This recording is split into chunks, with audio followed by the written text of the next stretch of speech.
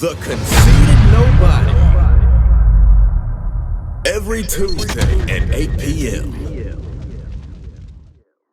Yo, what's up?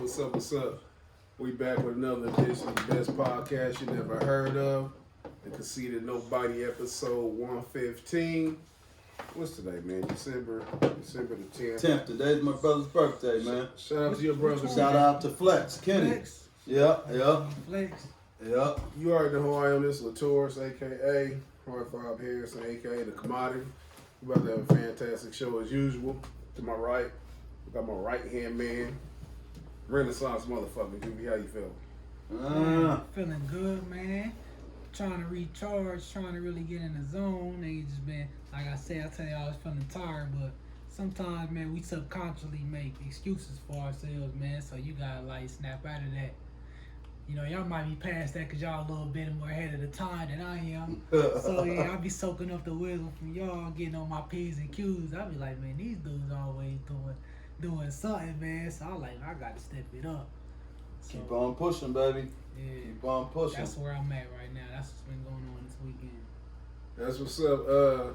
I don't know if you know, man. We call him Renaissance. You know, because he gets I like that. I like that. That's my first time hearing it, but I like that. Yeah. I like the Renaissance man. He be on it all, man. He like a fucking. I'm wondering what the nigga know about the Renaissance period, an era. You know what I mean? I'm The not French studying blackness, the I'm gonna have Renaissance. to study it. You know what I I'm gonna have mean? to study it. Mm-hmm. What you know about the Renaissance period? Ooh, BAMBU. That's all the. That's where all our poets, Yeah. our musicians, our actors, like that was just a time in Black America where Black people threw themselves into art. Oh, you talking about the Harlem Renaissance? Yeah, the Harlem Okay, Renaissance. okay. Yes, sir. Yes, sir. You know what's fucked up about that though? What's that? That was pushed by the powers that be to make us feel comfortable in America, so we won't think about leaving. Oh yeah. Like a lot of people don't know. Right, that. right. A lot of people don't know. I that. didn't know that myself, Yeah. but I'm actually thankful for it because we got to see and showcase a lot of our talents that you know Black people possess, a lot of just natural talents and treasures and abilities, and a lot of times we don't get to actually display that or show that or put that out there for people. So when I think of the Harlem Renaissance, you know, as a matter of fact, there's a reference in one of the songs on the album, you know what I mean, about the Renaissance and the Harlem Renaissance and that whole era, or whatever. But I just love that era because we just naturally gifted, creative, artistic people. You I know? agree with that, man. So But that fuck was an them and they influence on me. showcase and fuck them parading us around trying to fucking psych us out. Psych, nigga, you still here. But that period was definitely incredible. When I think about it, the first person come to my mind is Langston Hughes. Yep. He was like the highlight in that era. It was a tumultuous time for our people. What I don't like hold on to is the fact like they gave the platform to display our talents. I think we always displayed our talents. It's just they probably provided the platform and stuff to, as they would say today, create a distraction. In most cases, it was a healthy distraction because it led for a lot of financial freedoms, things to that nature. But that Harlem Renaissance was incredible. I think that was like the beginnings of the Apollo theaters, things to that nature. This when I think Lorraine Hansberry was coming out around this time. Yep. Rising in the Sun. Yeah, Yes, Rising sir. in the Sun. Man. Quick hip hop fact. That was the first time Tupac ever acted. It was in that play where he played Travis. Who else was part of that era? Was Richard Wright, writing Native Son around that time. Yep. James Baldwin. Ooh. It was a lot of people in that era, man. Tell it on the mountain. Yes. It was a lot of people in that era, man. And of course, y'all hear the third mic. That's our homeboy, BAMBU, the Lost Poet. Yes, MC sir. extraordinaire. Yes, sir. He damn near a Renaissance man too though, because he's not just an MC. He's also, as you see, a historian. Also a boxing coach. Well, He you know, gets we it try in. to do a little bit of this, a little bit of that. Listen, Don't let them pigeonhole you. Don't let them pigeonhole you. We got all kind of skill sets that we bring to the table. And that's what people don't know. Another addition to that, we all from the same place. We all grew up in the heart of Indiana. Alpha City, baby. Alpha City. As far as I'm concerned, Anderson. From Yes, Indiana. sir. Yes, What sir. hospital was you born in? Let me see how real you are. No. I was born in Mississippi. Okay. I was one of the. I was Yeah, part of that immigrant. great migration Yeah. of blacks moving up Yeah. north. Yeah, 'cause You that's know, what- to the that's what my promised grandma- land. That's what like my grandma and them, they all my old they came from Illinois or Chicago and stuff like Yeah. that. And then my mom and them was born here in the A. And my grandpa, and then on my dad's side, they are from Mississippi, Alabama. Louisiana, Yeah. Yeah, Uh-huh. so my dad and his sister was the first ones. I think some of the first ones to be born here, right? Mhm. Like Yeah, all yeah. my grandparents now they came from out there. Yeah, man. So yeah, it was like a migration towards this way. Mhm. to I'll tell Anderson. people A lot of that's people like, what made them to Anderson? I'll call that the undocumented Trail of Tears. Yeah. People don't understand they was leaving that down south, that sharecrop lifestyle. Mm-hmm. They was super marginalized. Right. And they was fostered with the myth that the North Was was better. the promised land. Mhm. Matter of fact, a book called the Promised Land from that same Renaissance era, Harlem Yeah. Renaissance era. The Promised Land was another book that came out during that time. You know who wrote that? Not right offhand. Okay, I'm gonna look into it. Excuse me, but a lot of people was coming for them automotive jobs too. Yeah, well, the factories. Yep, the factories. Industrialism was at its Yeah. peak. Yeah, exactly. Down south, they had just recently, maybe like 30 years before that, created the cotton gin. They didn't need us as much as they had previously needed us as hands Right. in the field. But It's crazy because I'm making a lot of synonymous things that's correlating to how they're doing us now in this era. And so they're doing it on the a whole different like scale. Technology wave to where like different videos are coming out. You got different entrepreneurs doing this and that, to where they don't think you can able like control like certain. It's crazy, man. But they're like the same stuff they had doing now. It's just like, of course, we're in the digital area, so it's like on a much like larger scale now. Like it's crazy. Mm-hmm. Yeah, it's just repackaged, man. Yeah, Ain't nothing It's new in just, this. it's just repackaged. It's It's the repackaged. same old shit. They just repackaged it. You know, some of them went from the sheets to wearing the sheets to wearing the suits. Yeah, I mean, shit, they always was like that though. Yeah, It was yeah. always you sitting up here, somebody a little league coach by day, talking that integration talk, go home and shit, suit up, go burn a cross. ride out, right? I don't understand, like, looking back as an adult, I don't understand how people defended about a burning cross. Like, right. how that's part of the triggers that I think we had coming up. Right. Well, I don't think it was a cross itself. I think it was the symbolism of what the cross symbolized, and the terrorism and the terroristic acts that they would put onto our community. And so you look outside and see the cross. You ain't scared of the cross. You scared of what the white folks. You scared of what they would be doing, whether it be bombing your crib, whether it be kidnapping one of the women, raping them, whether it be hanging, whether it be all of that. So I think the symbolization, what the cross symbolized as far as the terroristic shit that came with the cross or whatever. But that's just, And what makes me even like to delve further into that, it was like they was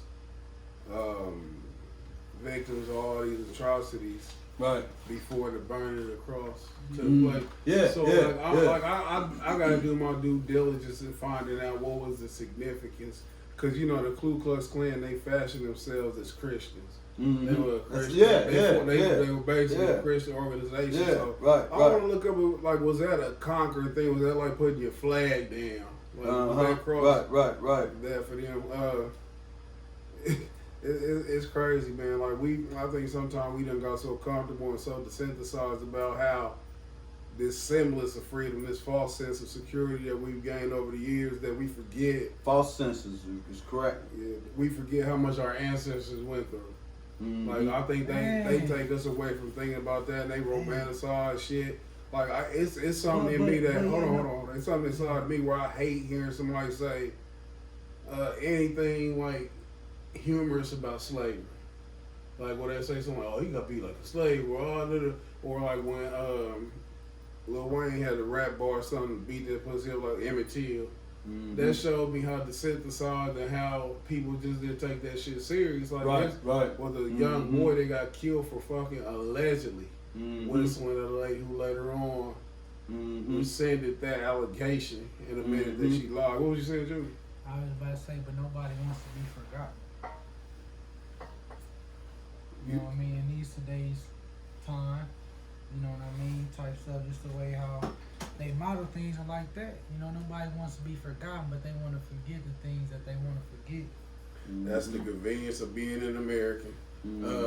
We talk about how, and it's only always related to us. You hear the talk about the American descendants of slaves, or the ADOS, where they talking about the reparations. You get a lot of people talking about, well, that was such a long time ago. They start throwing all kinds of fucking monkey wrenches in, talking about how you know who was a slave. But they never say that for nobody else. Like they still talk about Pearl Harbor. Remember 9/11. And even not even to even have to go there. And this is a whole nother subject which we've talked about before. They've compensated or gave reparations to other people. More, you know what I'm saying, more sadly the fake Jews and stuff who was in the alleged Holocaust. Like they And Obama, he signed off a bill on that. Like he was part of them getting reparations during his tenure as the false messiah for black people here in America. I know y'all didn't tune in to hear this commentary of a conversation that could be so dope, because we could do this shit all night. I'm sorry to interrupt, but just to get back to what I was mentioning earlier, that book wasn't called The Promised Land. It was called Man-Child in the Promised Land by Claude Brown. Claude Brown? In 1965. Okay. Yes, sir. I'm going to see if I can find that on audio. I've been on my Audible books and stuff lately. Before we do hop into our interview/conversation, I hate saying interview because it seems so formal. I like to have a conversation type feel. Y'all check out that fight this weekend? Yes, Yeah, sir. I was on that Yes, show sir. today. Yes, What you thought sir. about it? Truthfully, it was boring to me. It was born to fit. It was born to me. It looked as if Ruiz wasn't prepared. It looked like he partied too much. He ate too much. He went and bought 4 or 5 cars. He bought a mansion. I think he got so caught up to where his victory was the first fight. I don't think he really looked past the first fight. I don't think he was really prepared. You know what I mean? I honestly think that if he came prepared, he would have beat him again. But I don't think he was prepared. I think he just got caught up in all the glitz and glamour of the moment. And he actually came out and said it after the fact. Like, I was partying too much. I didn't give myself enough training time. I wasn't listening to my pops and my trainer. You know, so, I mean, Joshua did what he had to do, not to take nothing away from him. You know what I mean? But it was, for me personally, it seemed like Ruiz gave it up as opposed to Joshua taking it from him. My standpoint, I totally agree. I don't like how Ruiz, in hindsight, talk about I wasn't prepared. That's a sucker move to me. I agree. Because what I think it is, the first fight, he was coming like right off a fight where he had just been in camp, so he was in that mode. I don't think it's disappointing for a fighter at that level to not be prepared for a moment like that. He's saying like historically people not taking fight serious, which namely the fight that he was compared to with the Buster Douglas in his next fight versus Evander Holyfield. Right. We know if Buster Douglas could down, he would train totally fucking different. Yeah. He didn't have the blueprint that Andy Ruiz had to learn from, far as not taking an opponent serious, not seizing a moment. Because, you know what I'm saying, it can be over just like that. He rested on the laurels of being the first Mexican champion, things like that. And I don't understand how you don't prepare. It just shows to me you're not a warrior. He literally ended up on the exact opposite side of the fence. in Yeah. the same scenario. For Joshua Park, I was disappointed. Everybody they laud Really? him for talking about how he fought smart, which he did. He fought a smart fight because don't nobody Smart know and your simple. limitations like you. Yeah. No one knows your limitations like he know he's chinny. He know that if he engaged too much, he'll get tired, and if he get knocked out engaging, the first thing Yeah. somebody gonna say is he should have boxed. Yeah. That's my gripe was as a person who wanted to see a knockout. If I'm his corner man, if I'm his advisor, I'm advising the same kind of fight. You know what I'm saying? You know your fight, you know who you are. But Going forward, nobody at all wants to see a third fight. It's but- nothing. You have to move on. Andy Ruiz, you get in line. Hope I think they're gonna line Andy Ruiz up being that he's a Heyman fighter. I guarantee you in the summertime, he get a victory like in March around the time Wilder. That'll be Wilder's next opponent after Fury.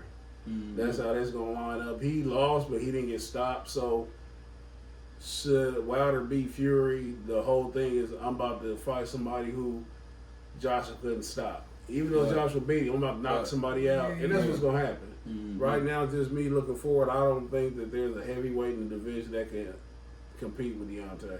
Right. Man. Well, he I agree with that, but I have to say that in his last fight against Ortiz, he looked very suspect to me. Did he? It's the first time I ever seen Deontay I feel like that like whole he fight. was like he seemed like he was unsure of himself. He was fighting uncertain. He fought very cautious. Like he wasn't doing what he normally does up until the knockout came. He had literally lost every round, in my opinion. You know what I mean? So I honestly was expecting him to come out and be a little bit more dominant. I was expecting him to use his jab more, box a little bit more. I know he's not really a boxer, more of a puncher, but I expected a little bit more. And quite honestly, Kind of like the Castillo and Floyd fight. You know what I mean? Floyd kind of put that capitalization like, I beat you. You know what I mean? And he knocked him out again. With Wilder for me Like, he though, knocked him out again, which is like I expected you to do that. this is Like, my really most hard. impressive I've seen Wilder. Really? This was from what aspect? This though? was as most as I've ever been. His patience. Ortiz is a Olympian, high pedigree boxer. I think just far the pure skill set, I think Ortiz is the best boxer in the heavyweight division. So when you know that this person has great timing and he can catch you, he counter you. You been in the ring with him the first time, you know he hurt you on a counter. So you sit there and you bide your time. We seen Wilder come out there swinging literal haymakers. I'm talking about arm ball and socket like he throwing a pitch. We've seen that. So when I can see him be patient and wait on it, if I'd have been disappointed if it was times where he looked frustrated, where he started throwing wild punches and couldn't connect. I was impressed with his patience because he was just waiting on that money shot. I think he's seen something from the last fight to where he wasn't gonna rush in. At the end of the fight, when he was down all those rounds, he was down because Ortiz was just a little bit better those rounds. Like Ortiz didn't have one single dominant round. Ortiz didn't put together a bunch of punches on him and stuff. It was like if you have to give a round to, who would you give it to?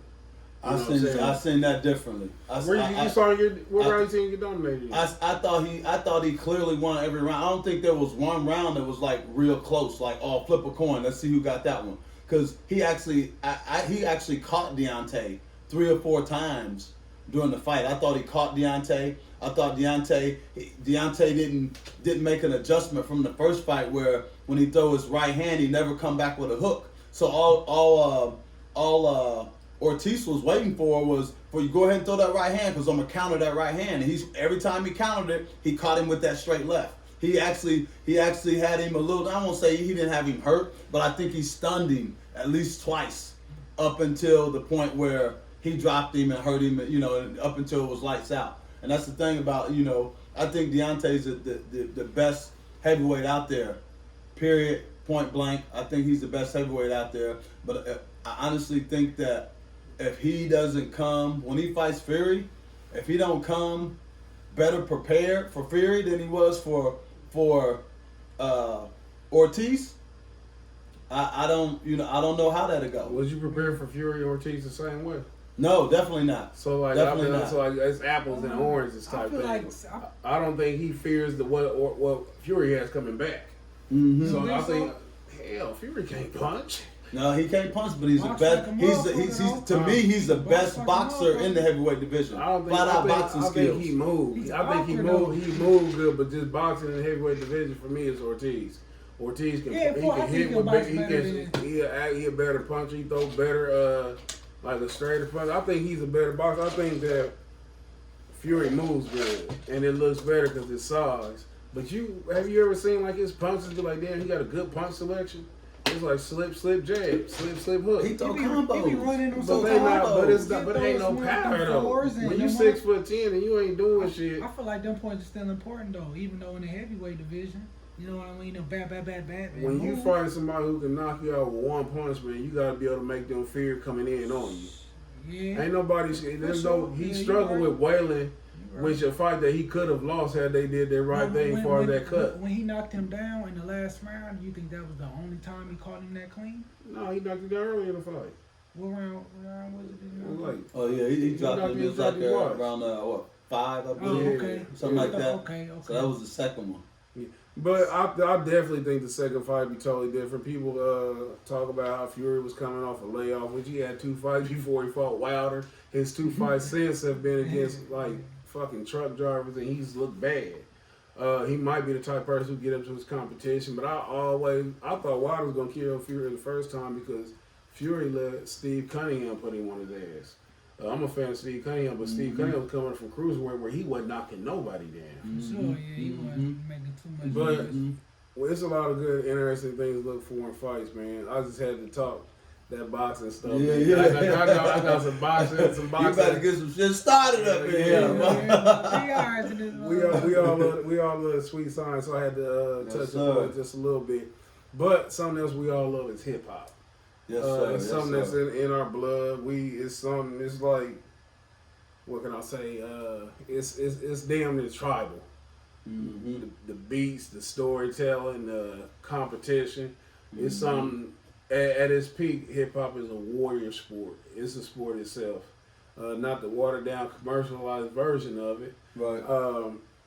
But without me dressing it up too much, man, we here with MC Extraordinaire BAMBU, the Lost Poet. If you weren't hip to that, how you feeling, man? Feeling great, bro. I'm feeling great. It's a blessing to be here with y'all brothers. You know, everybody from the A. So it's always good to have that camaraderie with people that you grew up with in the same city and all of that. But yeah, I'm feeling great, man. Trying to keep it moving. And just for the record, it's BAMBU, the necessary poet. The necessary poet. Julie fucking I tricky. said the last. I think I put the last. Listen. Who was that? What? The Last Poets was some poets and some beatniks and all of that. That's a group of talented poetic brothers that Next time when I disrespect your name, you Necessary stop me being sentenced. Stop me being sentenced. Tell us put some respect on your name. It's all good, bro. It's all BAMBU, good. the necessary poet. Yes, sir. Necessary. And something else that is to note about this episode, it's like 3 generations of hip hop music lovers. Yeah. So I'm glad you made that point. There's That's a lot of definitely true. different perspective and taste on certain musics. How long was you spitting, man? First off, when y'all watch this video, you see the CDs, the artwork on display. Oh, I That's hard. Is that my shit? Yes, sir. hard. Yes, That sir. shit Yes, hard. sir. That shit That's hard. that superstar Yeah, Jones that shit right there. hard, I'm gonna end up changing this nigga name too. You know, his boxing name I was gonna change is the- Jabbar Superstar Jones, and that I like that. That's a cool name. Yeah. But the little nigga's hands is so fast, man. His hands got the quickest hands around, hands down. Motherfuckers Right. be saying that shit. And- Every time I and go to tournaments and shit. It's like seeing him come up boxing, going to these tournaments, this and that. He hit somebody so quick, it's like lightning striking. You know what I mean? So I've been calling him Jabbar Lightning Strikes Lightning Jones. Strikes. You know what I mean? Because before you know it, he didn't bloop, bloop, bloop. He didn't hit you with 3 or 4 of them real quick. You know. So anyway, Listen, we like Jabbar, yeah. but we talk about you. Yeah. Right on. No, that's what's up. How you get started rapping, man? Bro, you know what? I came up in what I truly consider the golden age of hip hop, which was the late '80s. You know, as opposed to the early '90s. To me, the golden age of hip hop was the late '80s, running into the '90s. So I'm in Pine Tree. What part of the 90s would you say? What part of the '90s? Well, I say early '90s. Okay. Early '90s. Early '90s. You know what I mean? But by the time the mid '90s came around, I felt like by the time the mid '90s came around, it was ushering in more of the transitioning into the disrespect on the mic, and transitioning into the hoeing, the bits in the hoeing. You know, I felt like there's a part of the original culture of the music that kind of started to fade in the early '90s, and by the time the mid '90s came in, it was ushering out, and it was a new generation ushering in. It's always gonna be new. I dig that. I don't hate or disrespect the new age and new cats, all of that. You know what I mean? But the integrity of the music is always number one for me. It's always at the top of the pile. So have whatever style, whatever flavor you want to have, but when it comes to disrespecting our women on the mic, when it comes to disrespecting our elders on the mic, when it comes to just talking anything goes, and like we always raised with respecting our elders, respecting, you know, the grandmothers, respecting our women and all of that. So for me personally, once that started ushering in the '90s, I could see that it was the golden age, or that age that I consider was just where hip hop raised us, and hip hop was raising us the right way. You know what I mean? Yeah. So I thought that was on its way out the door by the time the mid '90s started rolling through. And not to say that there still wasn't good music and good hip hop still coming out, but as a whole, I thought the transition was starting to turn by the mid '90s. And this is where I put my age into it. My golden era from hip hop is the early '90s to the late '90s, and I say that based on the fact that it was always disrespect in hip hop. If you go back to the Ice Cube, the Tim Dogs, they was calling girls bitches and hoes and all that. What? Go ahead. But I think if you look, hip hop has always been a reflection of society, and I say that because in every area, like, it was something that they saw to make them talk the way they talk, and like in entertainment, the degradation. First off, as a mature man, I've had to fucking be honest with myself and be honest about the degradation of our community. Like, it's gotten worse. I've noticed it more since I've gotten older. Mm-hmm. But in the context of just entertainment and where they've been degrading our own selves, you can go back to blaxploitation films. We talk about the Dolomite movie and stuff, how much we like that, but that era of movies was like, what the fuck is going on? You know what I'm saying? Right. But I'm not justifying it by any means. No, I get it. I just think that there's always been an integrity amongst. There had always been an integrity amongst the art, amongst the movies. You know, certain actors like Sidney Poitier refused to play any sort of a role that's disrespecting us collectively as a people. He ain't playing that. You know what I mean? So I think that there was a point in time where you can get some of this and you can also get some of that. You know, you could get the people that was holding up that integrity. You can get people that the blaxploitation films or whatever. You know what I mean? But there was a variety. You know what I mean? Nowadays, you know, the variety ain't so flavorful no more. It's almost one direction now. And then the ones that the stuff that's out there that's not mainstream, made for the mainstream era, it's so far underneath everything. It's like you'd be lucky to get a hold of it. Hold on, 'cause I want to get back to that point when we get later on in the genesis. Right on, I got you. But just before we do go there, between 90 and 2000, I honestly think, and this could be because of how it expanded, but I think between classic artists and classic albums, it was way more than what you call the golden era. Right. And this is a time thing, though. Right. Yes. And I think a lot of that has to do with the era that we came up in, Yeah. the different eras that we came up in. And I'm gonna ask you something else because it's on my mind. But Right. let's go back to your genesis. You said Pine Tree. Yeah, Yeah. Okay. yeah. So that's where you got started at. Yeah, I was. I mean, that's where I was. That's where I was at when I started hearing in hip hop. I'm hearing dudes spit. Like I'm hearing KRS-One talk about a guy named Jack is selling crack. The community doesn't want him back. He sells that work. That whole little like I'm hearing him say things that I'm like literally looking at right here in the neighborhood in Pine Tree. Yeah. And you know what I mean? It's like it's the first time I started hearing people on wax on the radio talking about what I'm seeing every day in my life. And about what year was this? This was like 86, 85, 86. And just to offer perspective to this, what you saying. I was 7 years old, so I didn't know what the hell was going on. I remember the song Larry Love came on the radio. Right. I didn't know what they was talking about. We all know now Larry Love's cocaine. Yeah. How big was crack out there in Pine Tree? Because we know that this was the 80s was the crack era. Yes. And me being so young, I didn't know how big was crack around 1986, or what was like the drug Devastating. Was Devastating. Okay. Devastating. Like That's a really strong community. yeah, like literally chopping communities down. Like that was the beginning of the prison industrial complex era. That was the beginning of locking black ghetto youth up. That was the beginning of the unfair drug laws and sentences that was ushered in, you know, specifically for black people. At the time, in hindsight, you see a lot of that stuff. You like that was crazy. At the time, when you in that moment, like what was going through your mind when you were seeing like people getting hooked on this drug that just seemingly came out of nowhere? We all know that now it came from down south. They started cooking it up, making what they call Ready Rock in California, and then they expanded out to the Midwest. Yeah.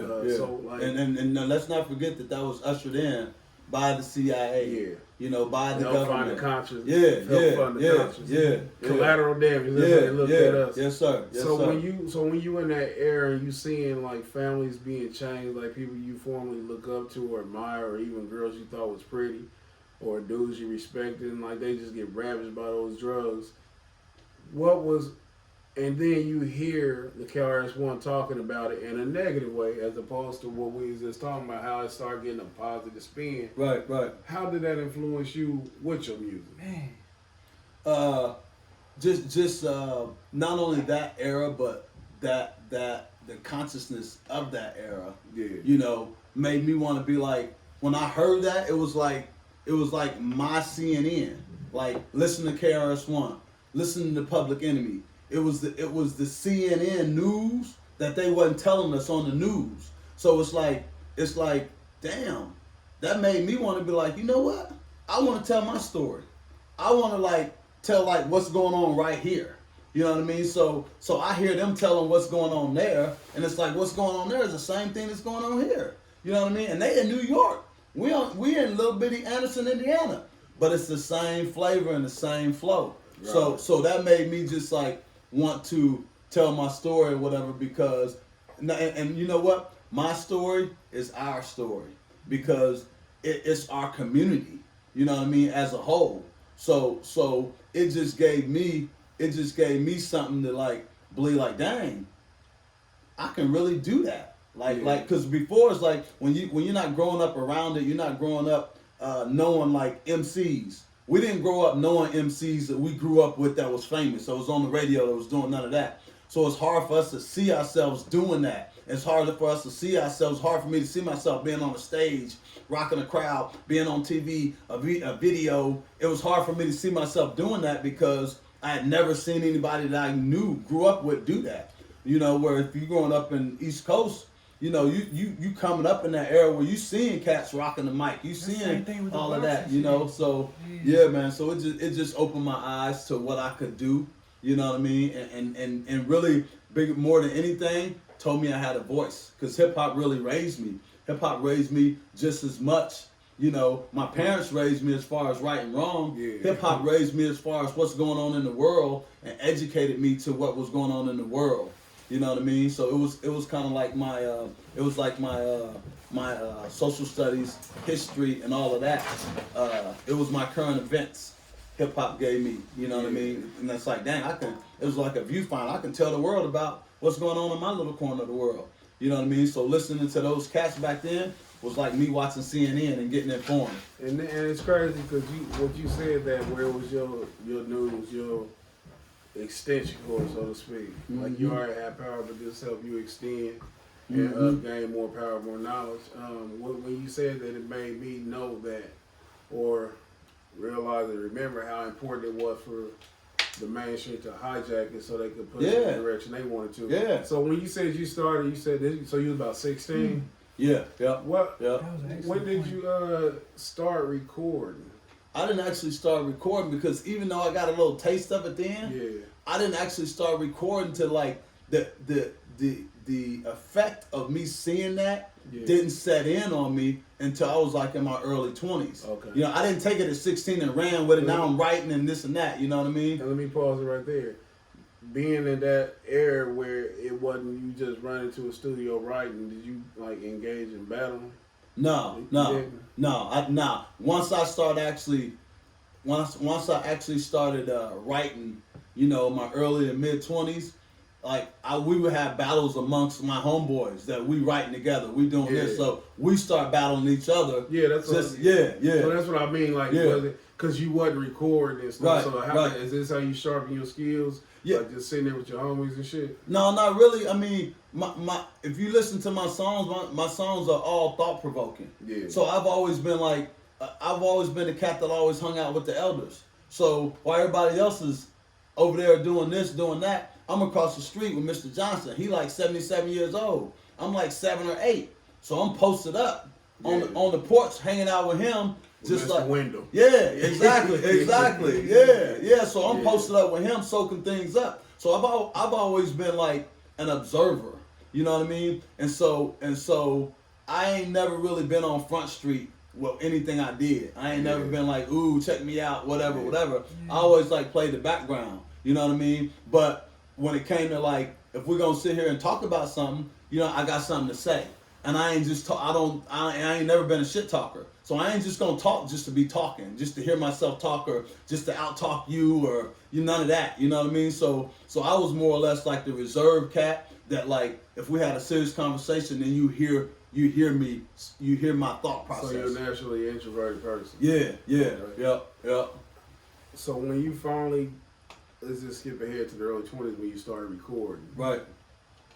Well, by this time, I'm sure you had moved to Indianapolis. Yep. Where was you recording that down here? Homeboys' cribs. Okay. You know what I mean? My homeboy's crib.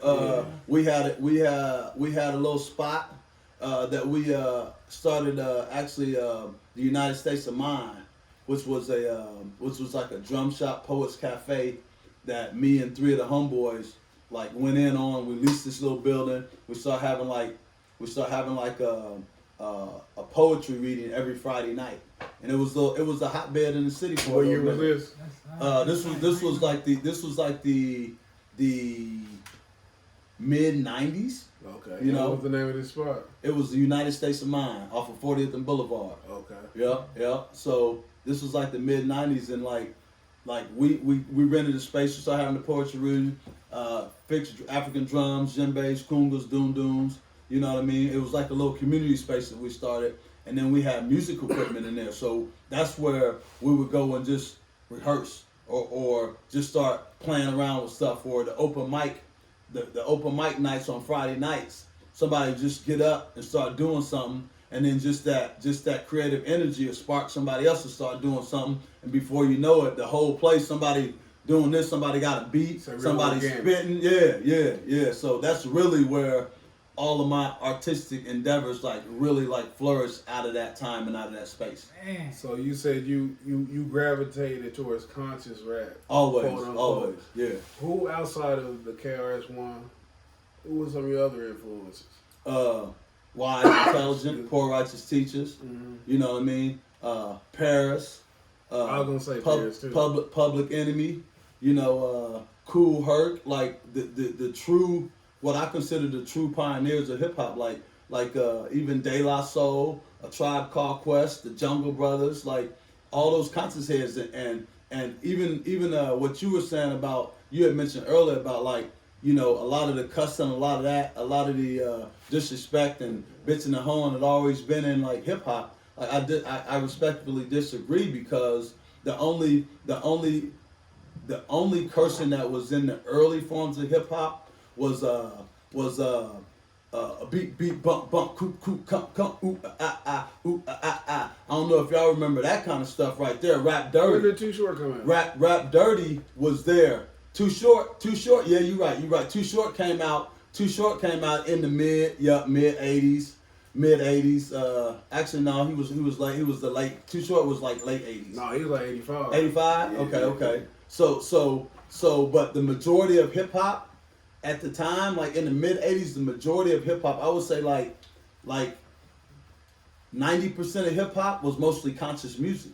And would you say that this was the hip hop that you was listening to, though? What's that? Do you think that was the hip hop that you was listening to Back then? Yeah. Well, because I mean, like, it was more popular too. Yeah. Because even the stuff that got played on the radio, you know what I mean? Like, even the stuff that, like, Boogie Down Productions was played on the radio in like the 80s. Game, I remember that. Yeah, all of that stuff was like in the 80s being played on the radio. Nowadays, you don't even hear that stuff being played on the radio. And this is crazy, because I'm speaking from like what I can remember. Yeah. You're speaking from what you know. You know what I'm saying? Because you was more aware of what was going on at that time than I was.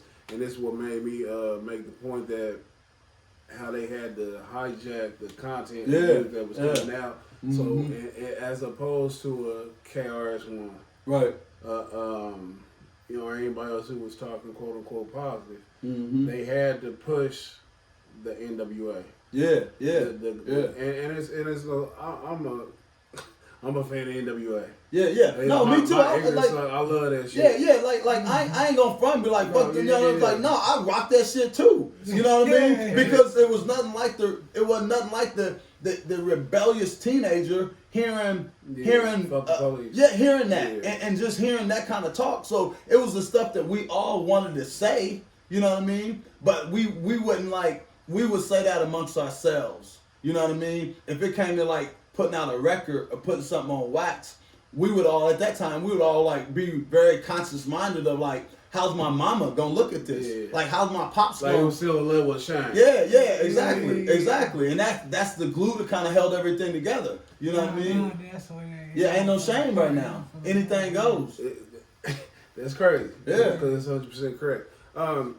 So in this mid '90s, just to put things in perspective, how the game was about to change. This is like right before the time when Common had to diss Ice Cube with I Used to Love Her. At this time, I can't remember what year this was, maybe 95, 96, yep.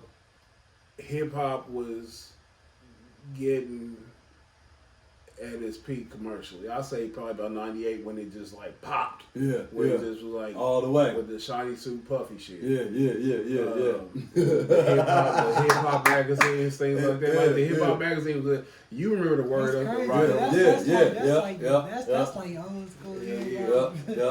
Like you remember the right on word up how pop, but when at the 98 it was a source. Double XL. And it was like if you rap, your dream was to get 5 mics. Yeah. You wanted 5 mics. Yeah. So just to go back to the Common versus Cube thing, this is like the dichotomy in hip hop where we see the split. You know what I'm saying? Where he made I Used to Love Her, and at the time, I didn't get it. Right. Younger. I'm coming to my fast life now. Right.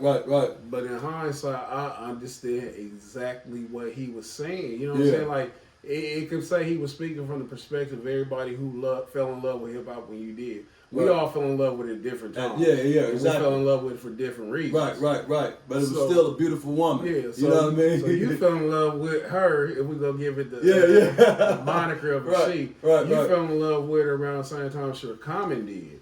And so you have the same reaction to him in the mid '90s and stuff when you see her dressing up in gang outfits and shit, shooting it up. When you know she started off caring about the community. Yeah. So at this point, when you see how gangsters getting, for lack of a better word, how did you feel? Like, did you feel like what the fuck is going on, and how?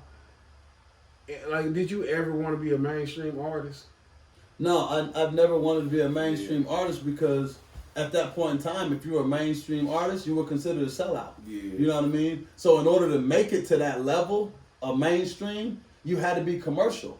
So there was pride in the fact. There was pride in the fact that, you know what, everybody ain't gotta be out on the commercial tip. You know what I mean? Everybody ain't gotta be, you know, this thing, because that, to me, that was the illusion.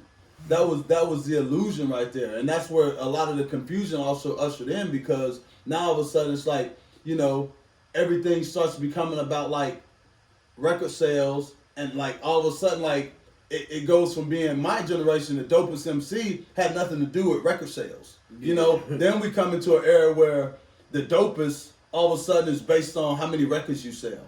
So how commercial are you? You know what I mean? So the dopest MCs has never been about going platinum or going gold or whatever. You know what I mean? So the word of mouth was always the best way to put something out there. You know? Just down the back a bit, you said the term you would be considered a sellout. Yeah. The first time I ever heard that in relation to hip hop music was when they called MC Hammer a sellout. Mm-hmm. How do you define sellout in the context of rap music? Not being consciously aware of not portraying conscious awareness in your music, and being more caught up in the money and the commercial side of the music than you are the integrity of a nation of people being our people. So if I put the money in my record sales in front of my people, to me, that's a sellout. You know what I mean? Because there's something about the integrity of my people that will never be for sale. And when you say this, because what it makes me think about, I think it's a lot of things are relative to whoever the person is. Right. And one of the biggest things I ever heard as far as a bar that was directed at that, but not directly, is when Jay-Z said, "If skill, soul, truth be told, I'll probably be lyrically Talib Kweli. Truthfully, I want to rhyme like common sense, but I defy Mill. I ain't been rhyming like common sense."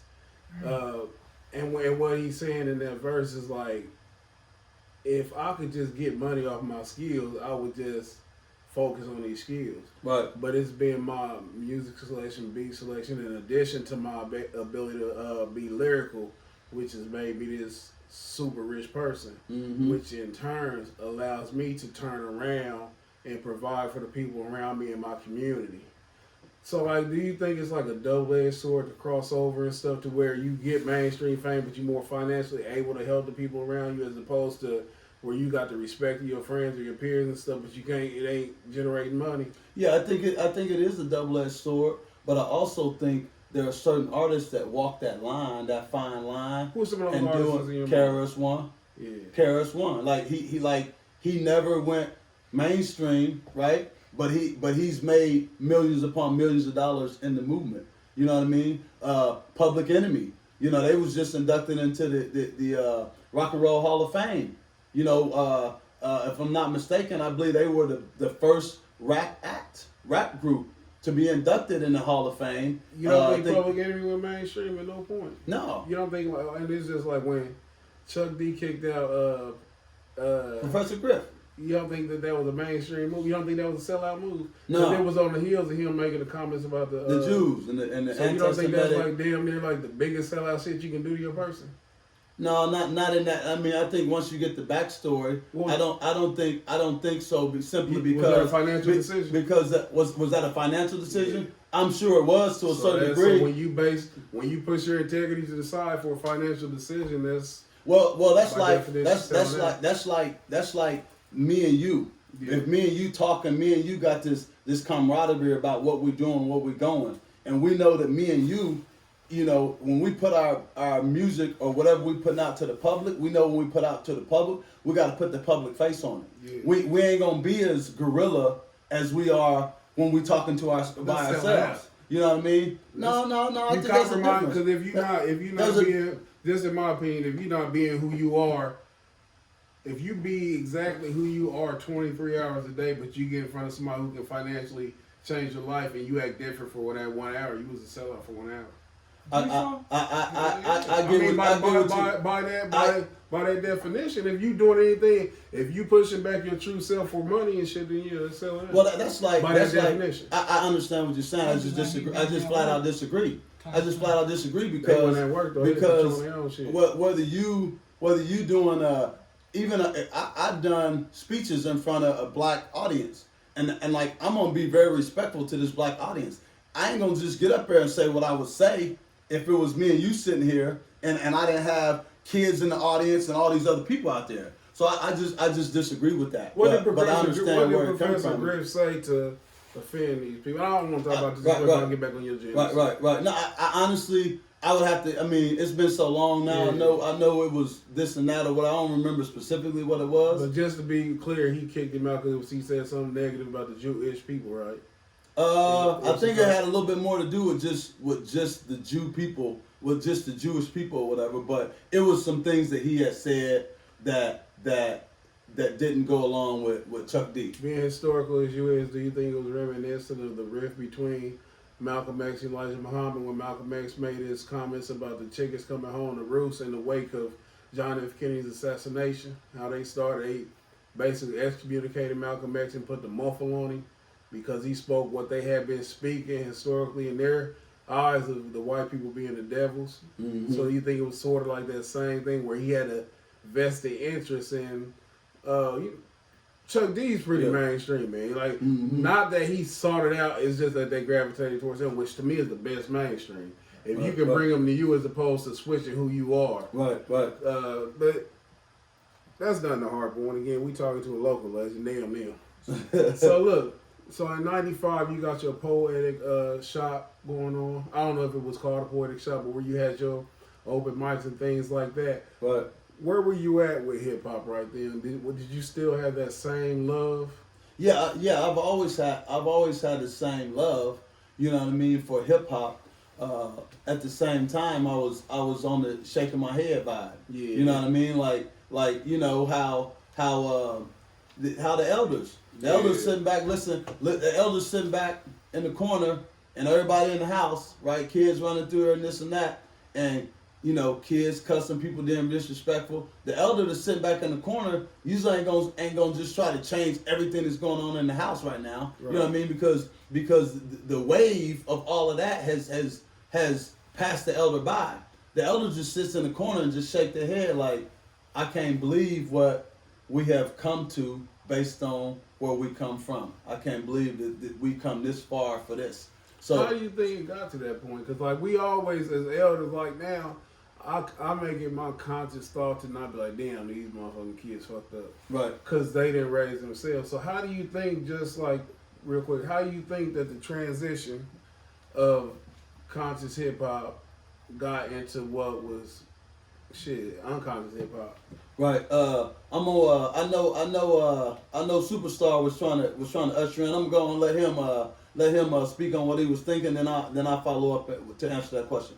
Man, I feel like I said, like when around our time, now we getting into the time around like when I was born, and that I feel like that's when the transitioning started happening. Is where it's like, and this is little things to where it's like my mom bought us a computer back in the day, right? Mm-hmm. Man, the things I had access to, and the things my brother had with stuff we had access to. And she had no idea how to use this thing and the stuff we was doing on this thing. Right. And if my grandma or anybody knew the stuff that we was doing on this thing, so we was able to do, we probably wouldn't be able to do it. Mm-hmm. You know what I mean? So I think that plays a lot into it, just like the stuff that's going on today. You know what I mean? I think it just gets more advanced as it goes on. So I think that was like kind of like the shift in things, because I've never, in my era, and we got a couple conscious rappers. You got like your J. Cole's and Kendrick Lamar's, but even they got they kind of bends to where they are. And man, sucking my dick. And they had their little moments and stuff like that. The words like back then they was really all the way pure. They would really Right. really had a message. They were like, yeah, these guys had messages, but they kind of conforming in the ways too. Yeah. But I think that's kind of where the drift was to where shift was to where when things kind of technologically start giving us access to new things as being that young. Yeah, I can dig that, and for me, it was like it was to subvert the movement that hip hop had generated a conscious movement, you know. So Black America didn't know who Malcolm X was, you know what I mean. That wasn't something we was taught about in the history books. We was taught Martin Luther King. So in the history books, we wasn't given Marcus Garvey, we wasn't given Malcolm, you know what I mean. So I heard that for the first time, those names, you know, Sojourner Truth. I heard those names for the first time in hip hop music. So people went from you know, not knowing this and not knowing that to being educated about who's this Malcolm X dude, and people started going and looking up. Like we had encyclopedias, it wasn't a computer, so we had to go look in the encyclopedia. I can remember so many times going to the library and going digging through the Encyclopedia Britannica to find out like who's this dude he just named in this rap? Who is this cat, this Malcolm X dude? You know what I mean? So I think that the ushering in of the what I call the whether it be gangster rap and the all of that, I think that came as a part of to subvert the positive movement that was taking place within the Black community, because you had kids going out looking up these. I don't know if y'all remember, everybody used to wear the Malcolm X hats. Everybody had the Malcolm X coats. You know what I mean? When Scott LaRock was killed, which I believe was like '87, right? Scott LaRock was killed. Cowboy. There was a few people that had been killed in hip hop music. So they did away with the chains when they did the Stop the Violence movement. They did away with the gold chains, and we wearing these gold chains. Like that's when they went to the medallions and the Malcolm X hats and this and that. So like the hip hop community consciously made an effort. Do you think that was a Band-Aid over bullet holes? Do I think that was a Band-Aid? And what I mean by that is like, what did the run around talking about with the keys, since he red, black, green, Right. like outside of like a battle cry, what exactly did that do to say we not wearing gold chains? Like the gold chains, obviously they just showed that the gold chain itself wasn't the problem. Right. Putting on the red, black, green medallion wasn't the problem, wasn't the solution. Malcolm X, that really took a boom when Spike Lee came out with the movie. I had an X hat too, but it was never a solution. It was it was like window dressing. Mm-hmm. So like, and then we of course know this now. Do you think that like people are not attacking the problem? It's like you're not treating the disease, you treating the symptoms. Right. Yeah, I get that, but you got to remember that a lot of these artists were like in the early 20s. They wasn't like me and you. They wasn't like 40 and 50. They wasn't like the people that ran institutions. So they did what they can do. So to hear somebody talking about red, black, and green or whatever, you know how many millions of kids that affected by hearing that, and how much positive vibe and how much self-respect that gave kids just to hear somebody talking about some of those things. And then the other like when KRS-One came out with HEAL, Human Education Against Lies. Like that was a ground roots movement. That was a starting organization type thing. So I think it to answer your question, to a certain degree it was a Band-Aid, but to a greater degree for certain people that was involved with that movement, it was creating pillars that future generations could stand on in regards to. And that's all romanticized, just in my opinion, because like what pillars were sustained from that? And when you use the fact that they were in their early 20s, I totally get that, but still they were more close to when we were more organized as a people than the later generations in the 90s. By that time, it was totally broken up from the crack epidemic. This is when the crack babies came, where the seeds they planted was manifesting at this time. To go back with the age thing, we talk about, if you ever, I know you know, the Huey P. Newtons. We was just talking about how Fred Hampton Sr. was killed when he was 24. Yeah. These were people who were making ground, like I'm talking about not Yes. not lip Yes. service, but they Yes. were actually out there providing meals, Yes. protecting people Yes. from the police and things like that. Absolutely. So I don't think we can use age as a adequate, you know what I'm saying, measure of like why some people didn't get things done. And this again too though, as an adult, I can honestly say that we shouldn't be hinging our futures on the basis of rappers. Right. The fate of the so-called black community shouldn't be dependent on a KRS-One organization. Right. But it goes back to like you never know what the organizations can do Mhm. with the influence of the right person, and we see how negatively things can manifest the same way. Yes. Yes. I said on a post on my Instagram. I don't mean to cut you off. No, but go I'm ahead, gonna say that, and I think you can agree with this. Fred Hampton died on December the 4th, 1969. Right. That exact day Jay-Z was born. Mm-hmm. And I said that Huey knew that, Fred Hampton had to die so that Jay-Z could be born. And what I mean by that is like the spirit of Fred Hampton, that revolution, that fight spirit, you kill that and you raise a Jay-Z who's more concerned with commercialism, capitalism, and consumerism. Right. You had to kill this self-ideology, this self-will, I can, and you had to ingratiate what you was building within the society. And just me personally, I think that's where the disconnect was. Because what they did, and it could be lead to what you said about the sellout, they started not funding the BDPs, the KRS-Ones, where they really had to get out the mud, but they started giving incredible budgets to the NWAs, the Ice Cubes, and the like. You know what I'm saying? They giving people like Suge Knight incredible contracts, Puffy, anything that was seemingly, and that's how come I say it's fucked up, because the children coming up in the era, they was caught in the crossfire. Like most of it was coming out of poverty situations. Right. So of course they gonna gravitate to the bag as opposed to the book. Right. Just to speed it up, man, up in the real time. Well, I want to say you? No, I'm just like, share everything, just correlating everything, from an aim, just damn, man. I see the effects, the aftermath effects, like it's like us as little as like we were talking about earlier, from the crack era. So like I grew up, growing up in the '90s, mom serving crack to the homeboy's mom, and then me asking my mom could he come over to eat because they ain't got enough money, type shit. You know what I mean? Like that type of shit. It was like, damn, man. Right. And even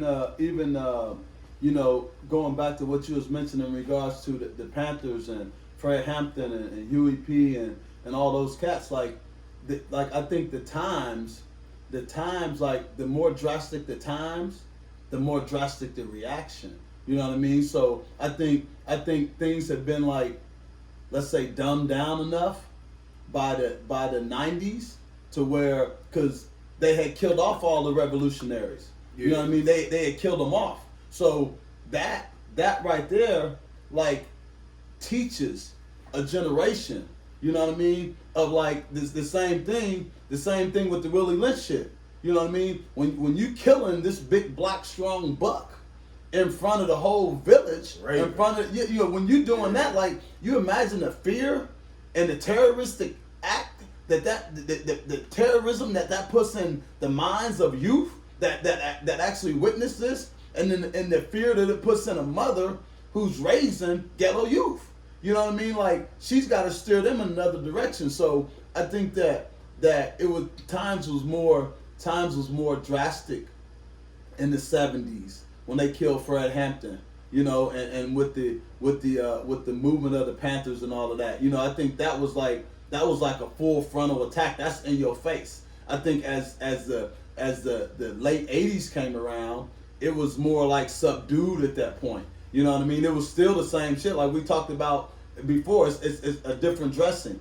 You know what I mean? They done repackaged it. By the mid 70s to the mid 80s, they had completely repackaged it. You know what I mean? So I think the packaging in which it was packaged in the late 80s caused, like, for the Stop the Violence movement, for the HEAL, the Human Education Against Lies, for self-destruction and for all that. I think that was appropriate for the times. I think that if those same artists was existed in the if they were artists in the mid 70s, early 70s, I think the message would have been different. Yeah. But I think it was just repackaged due to the times that we were in by the time the late 80s rolled around. Because the further we roll out in time and history, the more watered down everything becomes. You know. So just in hindsight, I don't mean that I ain't paying attention. I'm trying to get my bets in. No, it's all good. I'm hearing everything you say. No, I'm trying to get this little money. But no, like, I want to ask this one more question. We're gonna leave the '90s. Right. If you could, like, and this is on some magic carpet, Right. back in time stuff. If you could have like gone back to like say not when the riff was happening, let's just say 95, and you could prevent the, you know what I'm saying, the degradation of hip hop, what would you do to have done that? If you had a magic wand, real quick fix. Right. Put as far as hip hop music, I would have us owning our own shit, not being controlled by a record label. Not your the content of your music is not gonna be would not be up to the discretion of the record label. You want to put this out now? We're gonna usher you to do this. You know what I mean? So yeah. So us owning our own music, us owning our own record labels, us owning our own record companies, us owning everything from beginning to end, and then like having some type of integrity about it. As far as like, you know, if we got a board of directors amongst hip hop, guess who's gonna be sitting on that board? Some of our elders, some of the grandmothers. You know what I mean? Along with some of the cats from the streets. You know what I mean? Just to balance everything out, and then just make sure that the youth that are putting out the music understand what they putting out and understand like the implication that has What they upon doing. a nation. Yeah. So you excuse me, and then I'm gonna say this, ask this, and then move on. Right. So are you saying that they would have only been able to put out a particular type of hip hop? No, it still would have been a wide variety. I think it still would have been a wide variety because we all different people and we all come from different backgrounds and all of that. So I still think it had more variety. I just think that the integrity of what makes you want to, the integrity of control we wouldn't have lost our integrity just because we want to be on the radio. And I'll tell you what's fucked up with that though, because remember when Jay Prince, Irv Gotti, and Suge was talking about not having a label, but having a distribution. You know what I'm saying? And they shut that shit down real quick because they knew what that's an indicator of. Like that's true financial freedom, and money is not the definition of freedom. Money is a control. That's the illusion. Exactly. But when you dictate how the money move and shit, that's freedom. Yes. And you the person who's giving out the money. You're not fucking rich if you receiving money. If you need somebody to give you money, that's not rich or wealth. Right. Fast forward to 2019. Right. Because we can sit here and talk forever, but year by year, we'll be at this point. All night. Then I'll finally start catching up because I'm still like, So here we are, 2019. That's like you have about 33 years in the game. I'm in my embryo stage. Just from when you fell in love with it, about 33 years. Yep. You just released your album. Right. And what is the title of it? BAMBU. What time is it? BAMBU, the Necessary Poet. What time is it? What was this your first album that you dropped? It was my first solo album I dropped. I dropped like 2 albums with our band. We got a band called The Philosophy that dropped a couple albums, and then I had a mixtape drop with some other artists. But this was my first solo project that I actually dropped. What's been the biggest difference from you from doing the with other people, where it's solely on you? Creative control, baby. Creative control. I ain't got to compromise with nobody. You know what I mean? In a group setting, I had to compromise with certain things. You know what I mean? Just because it's for the overall collective goodness of the group, I had to compromise. Right. When I'm doing it myself, nobody can tell me what I can write, what I don't write. No, we ain't mean that. Like it's all me. So the creative control is the biggest part of the solo project that I love the most. And what's your favorite song on Ooh, favorite You know, as an artist, man, you fall in love with each song. You fall in love with each one of my songs. I fell in love with, and it was my favorite song at one point in time.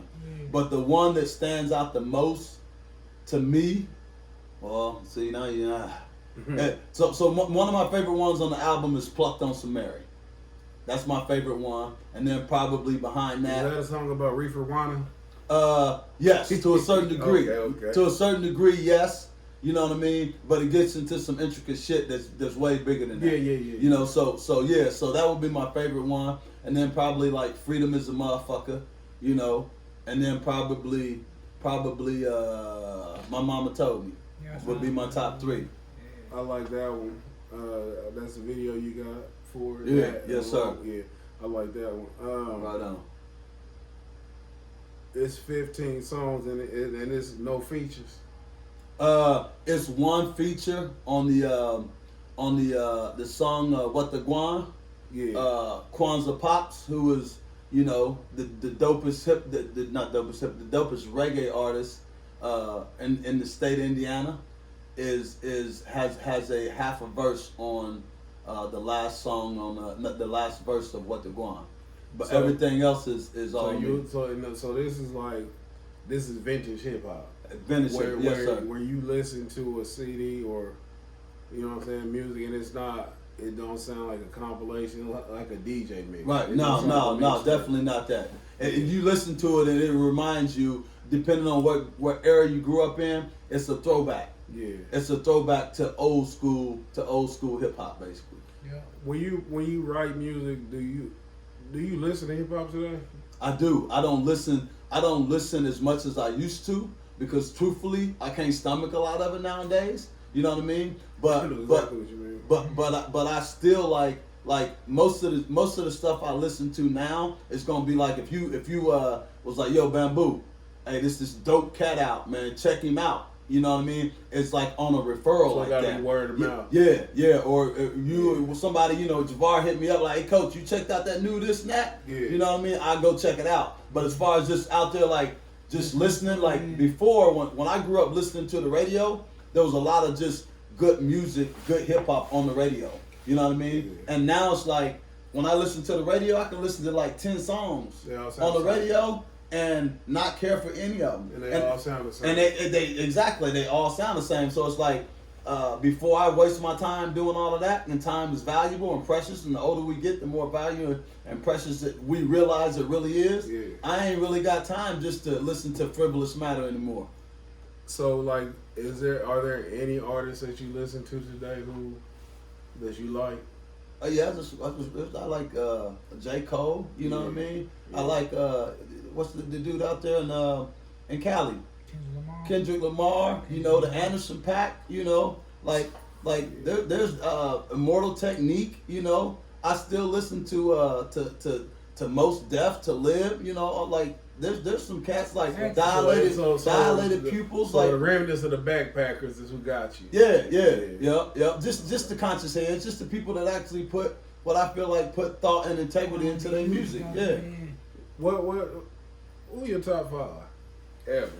Oh. Then you gotta hit him with that one. Oh. That's gonna be a little tough. Ever? I'm gonna stay in the vein of the shit I love. Wise, Intelligent, Poor Righteous Teachers, Immortal Technique.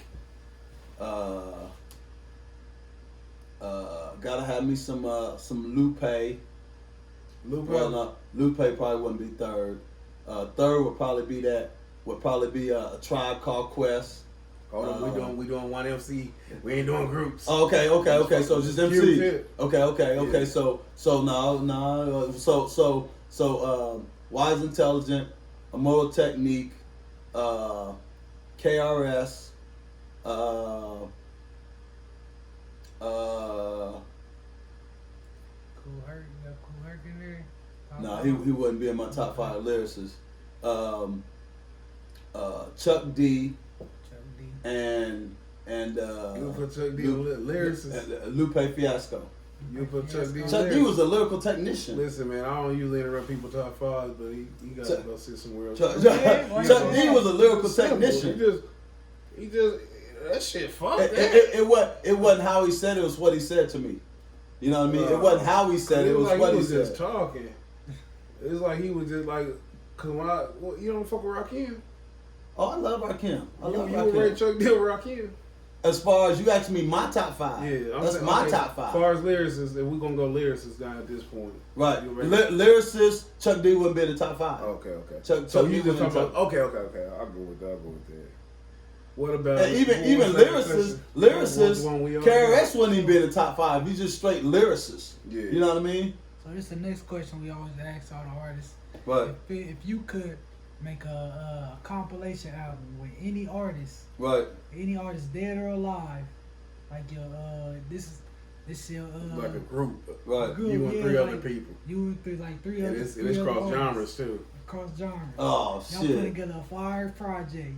Oh shit. And who producing it? Dead or alive? Dead or Yeah. alive, producer and three artists you got on the. Your Wow. Scott LaRock would be the producer.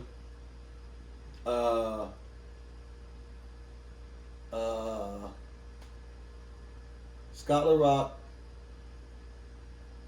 Jimi Hendrix, Ooh, that's hard. and That's hard. and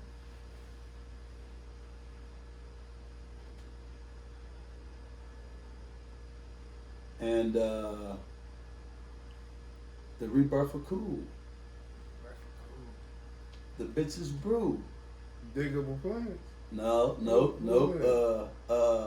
The trumpet player from the 50s and 60s. Oh.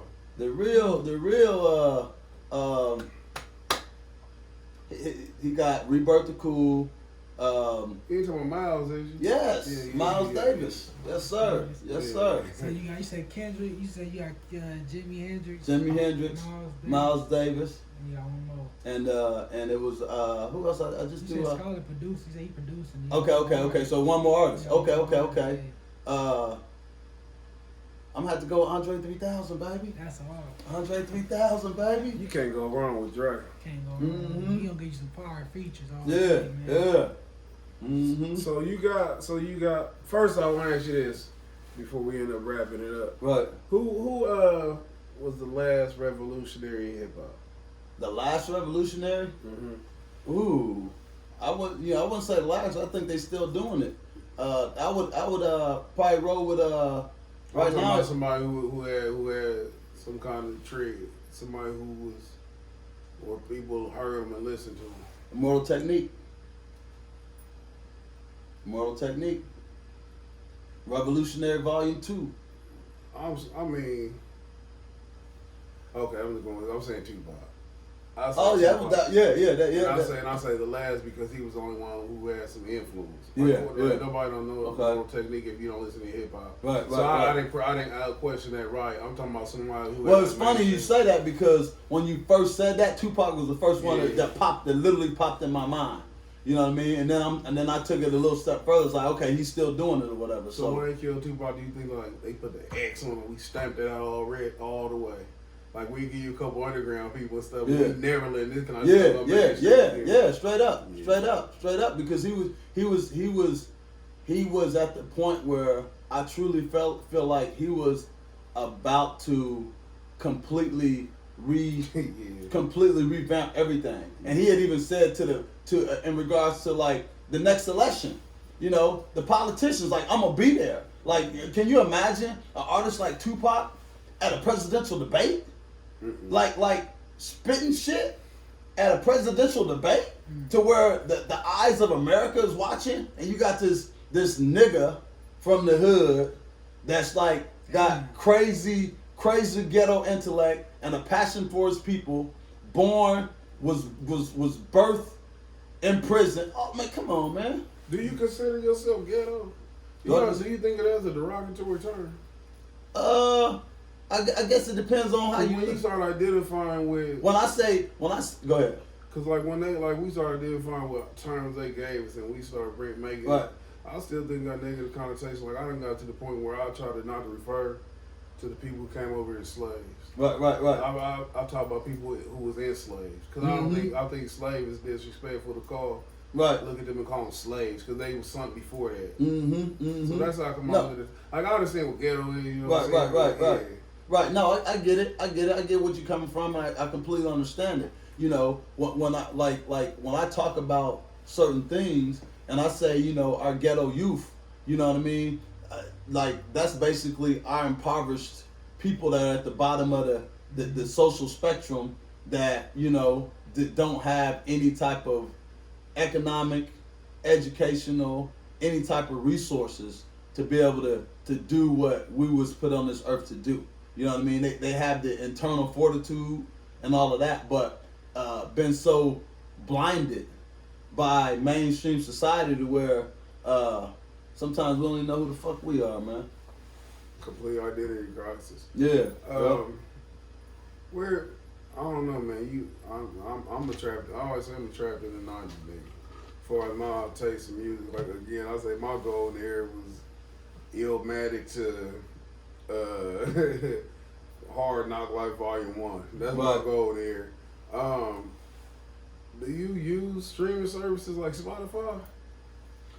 I do, Yeah. but you know, you just gotta like realize that me personally, Yeah. like I'm the least technically inclined person. You know what I mean? So even like this podcast, you know what I mean? Yeah. It's like I would have to like, hey man, how do I get that? How do I go check that out? How do you know? Like I wouldn't be able to just go and jump on the computer. Like, oh yeah, I just pulled up. Here you go. You know what I mean? I need an instruction. You know what I mean? So the phone, like I would honestly be cool with a flip phone. Yeah. I don't need all that. You know what I mean? So for me personally, like I'll go to like, you know, whether it be Spotify, whether it be the other one, the Apple Music, Google Play, all that. Did you what- ride here in a Tidal? buggy? what's that? Tidal? Did you ride here in a wagon? Horse and buggy on that ass.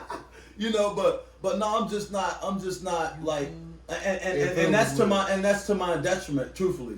You know what I mean? Because and from the standpoint of like, if I'm trying to put music out to the world, you know what I mean? Like you can literally do anything you want right now.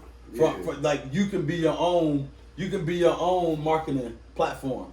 You know what I mean? So from that aspect, I think I'm a little behind. I'm a lot behind the times from that aspect. Yeah. But as far as like upholding, you know, the integrity of me and hopefully the integrity of our people, then I think there's something to be said for not getting drowned out and all the social media shit. The rat race. Yeah. We definitely gotta get you back here, man. We gotta have just a conversation that's just built on our people. Yes, whatever sir. Man, Respect. it'd be cool to have him on that last episode too. That would have been it. That would Yeah, have been it would. Yeah. We definitely gonna have to get you back in here. Right on. We'll do a 'cause part like I 2 of said, that this- actually sometime next year, early. Yeah. Like a part 2. Type Yeah, shit. yeah. Anything you want to say? Do you have like social media account where you promote your music or anything? I honestly don't, man. I don't. That's one of the things. That's all In we regards, try- I was just speaking that's all on or we been whatever. hassling You know what I about, like, mean? ever since we came with the project. That's one of the things that I truly need to do. You know what I mean? Yeah. Is get on some type of platform where I can display my music, my craft, my art to the world. So I know that I need to do that. And 2020, this next year is like I consider that a 2020 vision. You know what I mean? So being able to see everything. You know what I mean? From back there to up here. You know what I mean? From afar to near. You know what I mean? So I think that's a thing that I'll be a little bit more actively involved with. You know what I mean? I'll never get too out there with it, but just enough to where I can stay connected with the people. You know, so I thank y'all brothers for bringing me on. You know what I mean? For giving me y'all platform. You know, to display my music, hear my thoughts, and just keep pushing conscious hip hop and just the movement of our people as a whole. So right on for y'all too. Definitely. You got anything to say closing? Man, make sure y'all catch The Conceited Knowbody episode 15 featuring BAMBU, the Necessary Poet, streaming on all services tomorrow morning, man. Episode, you check out the YouTube channel, and man, be looking forward to this fire content. And again, I want to shout out BAMBU. Great conversation. I'm a sucker for great conversation. We usually I always tell people the best shows always run long. We usually run about an hour. We almost at the hour and a half moment. And I'm only cutting it off. right. There's some shit right here where I could went all night, man. Yeah. I'm damn near gonna take you decade by decade. Right. We got to break it all the way we down. was getting ready to talk. Yeah. I definitely appreciate your perspective, man. Your like I say, man, I only remember bits and pieces of these eras and stuff, so you can offer more context and stuff that I don't have as a hip hop fan, and like what was the climate for, like, especially in Anderson. Like, I don't know what the crack era was like in Anderson. You know, I had relatives who got addicted, but I wasn't there to see the beginning. You know what I'm saying? But we definitely gonna get together again. We actually gonna put together a mixtape for the podcast. We're gonna hit you up for a verse. Look, Javard already spoke on. He spoke on some things, you know what I mean, as far as just a little jumping on the track or something. So I look forward to it, man. I look forward to it. So whenever, you know what I mean. Yeah. So I appreciate the love, y'all. So we're gonna catch y'all next week. Next week gonna be the last episode of the pagan year, the fake New Year, whatever. The paganistic rituals. Hell yeah, man! They really think the New Year start when it's cold as shit outside. They don't know that. They don't know that there's them honoring the deity Janus. But that's another show, another story. We're gonna have a fantastic show next week. We should have the star-studded lineup of some people who rocked with us all throughout the year. Had them come in here and kick it with us, talk about, recap, make our predictions for next year. Thank everybody tuning in with us. It's been another episode of the best podcast you never heard. Shout out to Assad, our favorite Muslim and shit. You probably ain't listened, but you deserve it. And shout out to the homie Corey. Corey got to come and kick with us next week. We'll catch y'all next week. And Miss Nikki, if you're listening, take that weave out your hair, sis. Catch y'all next week. The Conceited Knowbody. Every Tuesday at 8 p.m.